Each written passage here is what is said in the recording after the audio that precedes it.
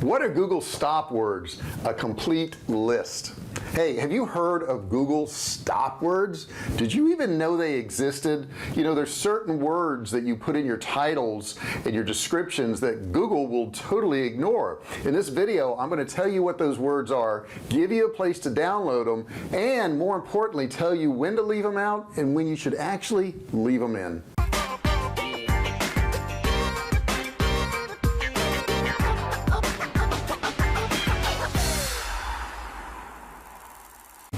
Hey, I'm JR Fisher. If you're new to my channel, do me a favor, subscribe. There's a big subscribe button down there. Click that button and don't forget, ring the bell next to the subscribe button. That is your notification bell. You want to click on that and then you want to select all notifications. That way, when I do a new video, when I go live, when I post something, you can be notified and you won't miss out on a single thing. And you'll become part of my Fisher family, the VIP group that knows about stuff before those other guys do. So don't forget to do that. Now, I've been selling online since 2009. I've sold millions of dollars of digital and physical products, and I've learned a few things along the way. Heck, I have my branded products on thousands of websites, including Walmart. And in this channel, what I do is I actually share with you those tips and tricks and techniques I learned that can help you start, run, and grow your online business. So let's go ahead and tackle these Google stop words. What the heck are they? These are actually words that Google chooses to ignore in searches. Okay, now I don't want to list all the words, there's way too many of them, but the important thing is you've got to know when to use Google stop words and when not to use Google stop words. Now, some people will tell you that you should always leave Google stop words out, and nothing could be further from the truth. There are times when you should definitely leave them out. And why should you leave them out? I mean, what's the point of a stop word? Well, first off, a stop word is a word that the Google algorithm is going to skip over. In other words, it's not going to consider that word. So if you're leaving a lot of words in there that are stop words and they're not useful, you could be using that same space for words that will actually get you more SEO. Now, while that may be true in some cases, there are some cases it does make a difference. Now, some examples of those words are the, and, of. Those types of words are the words that normally Google will just skip over. Now, what I'm going to do is in the description below, I'm going to put a link where you can actually download all these stop words so you can use them in your SEO efforts. Now, here's the scary thing. Statistics show that stop words are inside of most blog post titles and descriptions. As a matter of fact, the statistics show that 25% of all of those have stop words in them. Now, from Google's perspective, stop words are nothing more than fluff, and since they're just fluff and they don't really do any good, Google chooses to skip over them.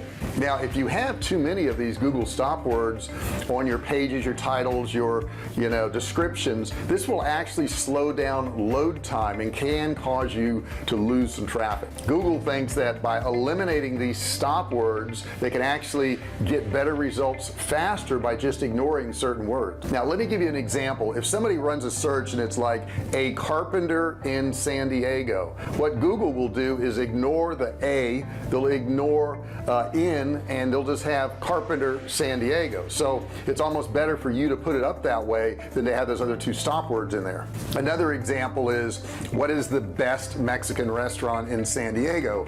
And it's going to just look at best Mexican restaurant San Diego, and it's going to drop off the what is. Now, the other thing to look at is having or not having these stop words can kind of make that search term ambiguous to where it doesn't quite make sense. Now, an example of that may be what is meant by organic search, and then it would also rank for what is organic search. So the blogger there is kind of smart because they're hitting both areas with one title. Now, in this case here, the stop terms are is meant by, so that kind of helps with the SEO of that particular page. Now, the next thing I want to tell you is there are times when SEO does need to have have stop words in it, and those are times when if you leave them out, it can change the actual meaning of the search term and make it to where it doesn't seem like what the user is looking for. Now in cases like that, Google's algorithm is smart enough to understand that those search words can change meaning. Let's take a look at an example here.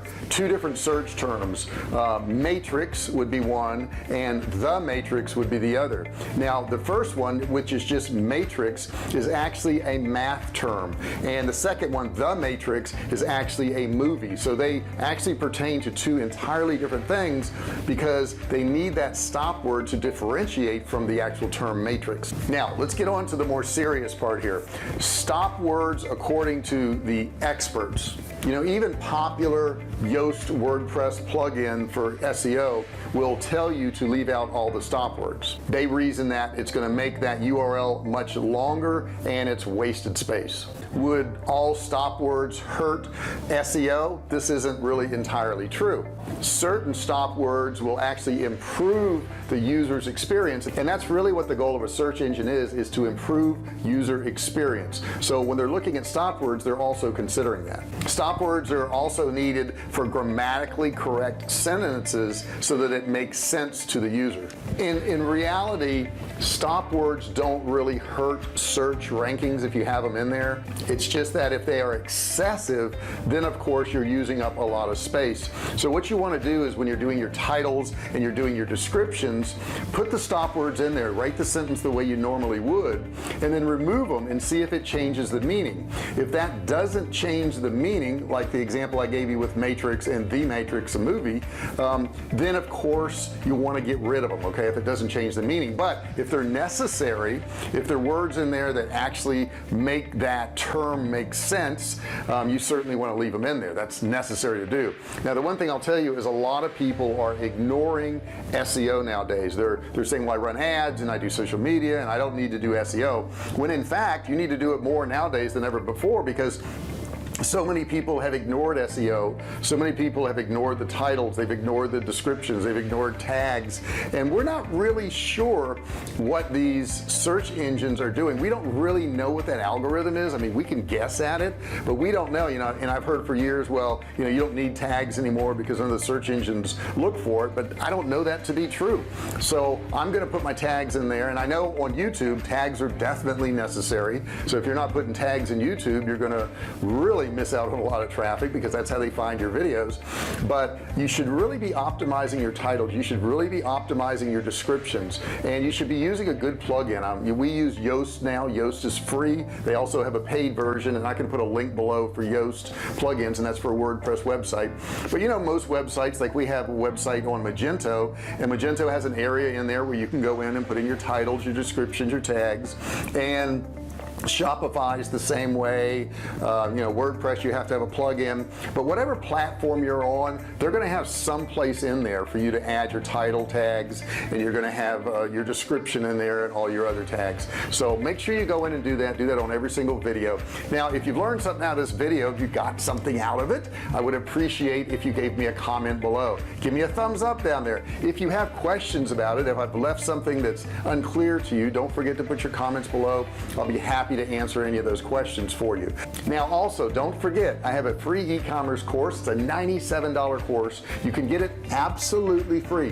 What I did is I put a link in the description below. All you've got to do is go there, click the link, and learn. There's no credit card required. If you haven't done so yet, make sure you subscribe to this channel. Don't forget, ring the bell, click that bell right next to that subscribe button, turn on all notifications. I really appreciate it if you did that. That way you'll be part of the Fisher family, the VIP group that gets notified every single time I upload a new video, and also you'll get notified when I go live. And on the live coaching that I do here, you can actually ask questions and we can chat back and forth. Thank you so much for watching this video, and I'll see you in the next one. Hey, thanks for watching my video. Don't forget to subscribe to my channel and click that little bell right there so you can be notified every time I do a new video.